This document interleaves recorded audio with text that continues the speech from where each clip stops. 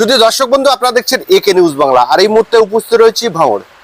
আমার সঙ্গে রয়েছেন বহু বিতর্কের নায়ক ভাঙড়ের মোদাচ্ছের হোসেন সাহেব। মোদাচ্ছের হোসেন সাহেব সবসময় স্পষ্ট কথা পরিষ্কার করে বলতে পছন্দ করেন এবং ক্যানিং পূর্বের বিধায়ক শওকত মোল্লা মহাশয় কমিটিয়ান বক্তা বলে আখ্যা দিয়েছেন। সেই মোদাচ্ছের হোসেনকে আমরা দেখলাম যে আরাবুল ইসলাম ক্যানিং পূর্বের আইএসএফের প্রার্থী তিনি হুমকি দিয়েছেন যে মোদাচ্ছের হোসেন পার্টি এবং ব্যক্তিগত আক্রমণ করছে, প্রশাসনকে বলবো তাকে যেন গ্রেপ্তার করে, মোদাচ্ছেরকে যেন গ্রেপ্তার করে, ভোটের আগে যেন না ছাড়া হয়। তাহলে কি মোদাচ্ছের হোসেন ভয় পেয়েছে? সত্যি কি ভয় পেয়েছে? শুনে নেবো। এখন তো আরাবুলের মাথায় কাজ করে না। আগে তো ব্লক থেকে টাকা বয়েলে আয়তো, এলাকায় থেকে টাকা বয়েলে আয়তো, এখন তো টাকা তো বাড়ির থেকে আন দিয়েছে থলে করে, ওর মাথায় আর কাজ করে না, ভুলভাল বলে বেড়াচ্ছে। আমি জানি হয়তো খামের ক্যান্ডিডেট হয়েছে। ও তো এখন ও তো দেখতেছি তো 6টা থানার ডিজির দায়িত্ব লেছে। তো এই যে উনি যে থানায় কমপ্লেন করে, এতে কি আপনি ভয় পেয়ে গেছেন নাকি?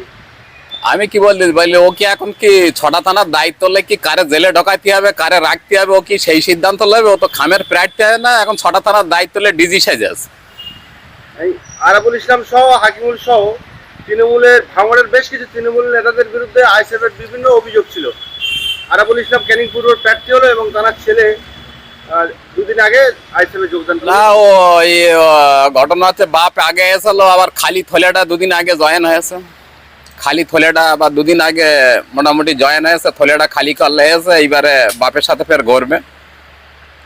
এইবারে আপনাদের ভাঙড় বিধানসভায় ক্যানিং পূর্বের বিধায়ক শওকত মোল্লাকে প্রার্থী করেছে তৃণমূল। সেই জায়গায় আপনাদের এখানে প্রাক্তন বিধায়ক আরাবুল ইসলাম আইএসএফে যোগ দিল, কাইজার আহমেদ কার্যত নিষ্ক্রিয় হয়ে গেল। সেই জায়গায় কিছুটা ব্যাক করে চলে গেলেন না আপনারা? কেডা কোথায় গেল? 2 নম্বরই মাল পেছন দিয়ে খেল দিল, সেইটা প্রকাশ্যে ওরা যে পেছন দিয়ে খেলে সেটা প্রকাশ্যে সামনে চলে এসে, এটা আমাদের আর সুবিধা আছে, মানুষটা চিহ্নিত করা গেল। এবং এখানে শওকত ভাই 100% জিতবে এবং 1 লক্ষ ভোটেরও বেশি ভোটে জিতবে। এই কাইজার সাহেব এবং আরাবুল ইসলাম বেরিয়ে গেলে এদের বেশ কিছু পকেট ভোট ছিল, সেগুলো বেরিয়ে গেছে বলে ধারণা করা হচ্ছে। ওদের পকেট বলে কিছু ছিল না, তৃণমূলের জামাটা গায়ে ছিল বলে ওদের পকেটে ওরা হচ্ছিল। এখন তৃণমূলের জামা গায়ে নি, আর ওর ওই খেসখাসানি আমরা সহ্য করতেও রাজি না। শওকত সাহেবকে এখানে প্রার্থী করায় আপনারা কতটা খুশি? শওকত ভাই প্রার্থী হবার পরে আমাদের ভোগালী টুর কথাই বলতে, শুধু ভোগালী টু না, ভাঙড় টোটাল ব্লকে মানে এপার ওপার মিলে সবাই খুশি শওকত ভাই প্রার্থী হবার পরে। এবং যেভাবে এলাকায় উন্নয়ন করছে এবং যেভাবে এলাকার মানুষের সাথে পিটি আছে এবং সব সময় যেভাবে মানুষের সঙ্গে সহযোগিতা করছে, এবং সাধারণ গরিব মানুষ, জন খাটা মানুষ এবং খেটে খাওয়া মানুষ, যাদের ঘরের টাকা বাকি ছিল তাদেরও ঘরের টাকা পাইয়ে দেওয়ারও ব্যবস্থা করে দিচ্ছে। ইতিমধ্যে বেশ কিছু জায়গায় অভিযোগ করছেন আইএসএফ এর লোকেরা যে শওকত সাহেব যেখানে মিটিং বা পদযাত্রা করছেন, ওনার মিছিলে বা পদযাত্রার লোক হচ্ছে না। আইএসএফ এর অনেক কথা বলবা। আইএসএফ এরা 5 বছরে কি করেছে? নওশাদ সিদ্দিকী কাল করে আমাদের 185 নম্বর একটা বুথি মিটিং করেছে, মনে করে আমি নোবেল প্রাইজ জয় করেছি, এমন ভেবে কথা বলতেছে। মানে 5 বছরের কোনো উন্নয়নের কথা বলিনি, 5 বছরে কি করেছে সে কথা বলিনি, 5 বছর ধরে কি করবো সে কথা বলে না, শুধু মোটামুটি ফালতু বকে মানুষের সাথে টুপি দিয়ে ভাঁওতা, মানে মাথায় টুপি দিয়ে ভাঁওতাবাজি করে ভোটটাই চাচ্ছে। এই যে 85 নম্বর বুথ বলেন, নওশাদ সিদ্দিকী বলছেন যে ভাঙড়ে যত উন্নয়ন হচ্ছে, এই উন্নয়নের জন্য বিধানসভা আমি দরবার করেছি, ফলকে আমার নাম থাকা উচিত, সেই জায়গায় অন্যজনের নাম রয়েছে। আমি সে কথা আগেই বলতেছি, এখনো বলতেছি। ঘটনা হচ্ছে নওশাদ সিদ্দিকী অনেক কথা বলবে, ও মিথ্যেবাদী করে, মানে মিথ্যে প্রচার আচার করে আবার 5 বছর সাধারণ মানুষই ঠকেছে, আবার কিভাবে ঠকানো যায় তার চিন্তা ভাবনা বা পরিকল্পনা চালাচ্ছে। এবং ছোট ছোট ছেলেপিলেগা, অধিকাংশ ছেলেপিলেগা দেখবে ভালো করে গোপটো ফুটিনি এবং তারা ভালো করে ভোটার হয়নি, তার গালেই প্রচার আচারটা করে বেড়াচ্ছে। এবং যেখান যা যাচ্ছে বিভিন্ন জায়গাতে লোক হ্যাক করে এলে সেখানকে একটু ভিড়ভাড়টা করে বেড়াচ্ছে। আর আমাদের ভোগালীটিও লোক হয়নি বললেও চলে, সেখানে বিভিন্ন জায়গায় থেকে লোক এনে 300 থেকে 400 লোক হয়েছে। হ্যাঁ, লোক অবশ্যই কম হয়েছে, কিন্তু শক্ত ঘাটি ছিল আপনাদের 185 নম্বর বুথ, সেই বুথ থেকে ওই সে কথা আগেই বলিস তো। মানে 185 নম্বর বুথে খালদারি পাড়ায় মিটিং করে শওকত মানে নওশাদ সিদ্দিকী মনে করতেছে আমি নোবেল পুরস্কার পেয়েছি। তো সেই জায়গায় তিনি বলছেন যে বেশ কয়েকজন আইএসএফ এ যোগদান করেছেন আপনাদের দলেরই লোক, ওদের সম্পর্কে মন্তব্য করতে চাই না। ওদের চালনি চুলনি কখন আইএসএফ করে, কখনো তৃণমূল করে, কখনো সিপিএম করে। যারা কথা বলতেছে তাদের ছবিগুলো তো দেখেছি, এবং ওই যারা ওদেরলে আমি কথা বলতে রাজি না। কালকে দেখলাম যে আব্বাস সিদ্দিকী তিনি ক্যানিং পূর্ব বিধানসভা জীবনতলার পাশে একটা সভা করছিল। সেই সভায় তিনি অভিযোগ করছেন যে তৃণমূলের কর্মীরা যাতে সভা না করতে পারে পানি বা জল তুলে দেওয়া হলো এবং গুটি খায়নের লোক নিয়ে তিনি জলসা করলেন। কি বলবেন?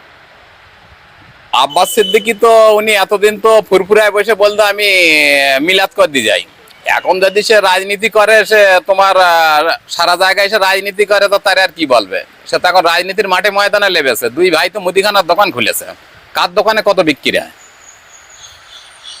আমরা দেখলাম যে বেশ কয়েকদিন আগে আপনাদের ভাঙড়ের প্রার্থী শওকত মোল্লা মহাশয় বিজেপির যিনি প্রার্থী হয়েছেন তার সাথে জয়ন্ত গায়েন তার সাথে সৌজন্য সাক্ষাৎকার করেছেন। সওগাত ভাইয়ের ওটা আত্মীয় হয়। সওগাত ভাইয়ের আমাদের যে ওখানকার প্রধান, তার আত্মীয় হয়। সেই সূত্রে আমাদের যে তৃণমূলের প্রধান আছে কৌশিক, তার আত্মীয় হয়। আত্মীয় সূত্রে দেখা করতেই পারে, না দেখা করার কারণ নেই তো।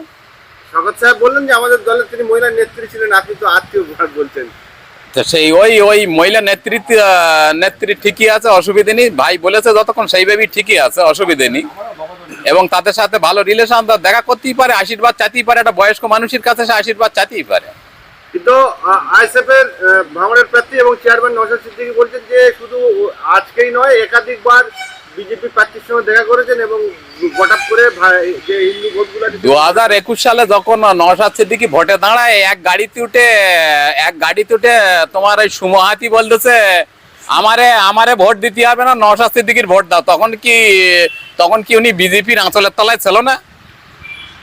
শেষ প্রশ্ন করবো আপনাকে, বাহারুল ইসলামকে ক্যানিং পূর্বে প্রার্থী করা হয়েছে এবং সেই জায়গায় বাহারুল ইসলাম যথেষ্ট আগিয়ে রয়েছে জেতার বিষয়ে আত্মবিশ্বাসী ক্যানিং এর সাধারণ মানে তৃণমূল কর্মী সমর্থকরা। তারা বলছেন যে বাহারুল ইসলাম জিতবে, শুধু ঘোষণার অপেক্ষা। এই বিষয়ে কি বলবেন? বাহারুল ওখানে যখনই ক্যান্ডিডেট হয়েছে তখন আমরা ভাঙড়ের মানুষ মানে 99% না 100% মানুষ আমরা বুঝে গেছি যে বাহারুল ওখানে এমএলএ হয়ে যাচ্ছে।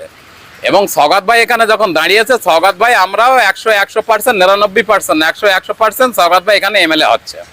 কেউ রক্ষে করার ক্ষমতা নেই। কিন্তু নওশাদ সিদ্দিকী বলছেন যে এবার আমি বেশি ভোটে জিতবো। নওশাদ সিদ্দিকী যদি হুতোষে পাল তুলে, যদি বলে যে আমি এখানে ভোটার 3 লক্ষ, সে বলতেছে আমি 2 লক্ষ ভোটে জিতবো, তারে আবার কি বলবো? তার কি আমি মুখ বন্ধ করে রেখে দেবো?